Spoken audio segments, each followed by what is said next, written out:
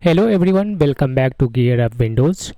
Most people don't know that Windows 11 and Windows 10 have a hidden feature called GodMode that gives you access to more than 100 advanced settings in a single folder. Yes, you heard that right.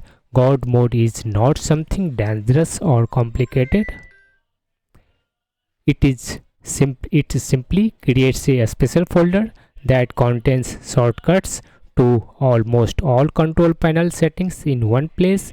Instead of navigating through different menus, you can access everything from one convenient location. So in this video I will show you how to enable God mode in Windows 11 or Windows 10. So let's get started.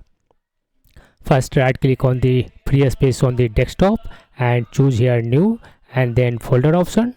Now copy and paste this one file name from this one video description.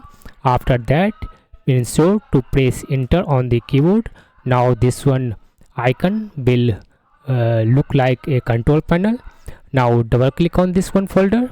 Here you will see a list of long administrative tools and advanced settings.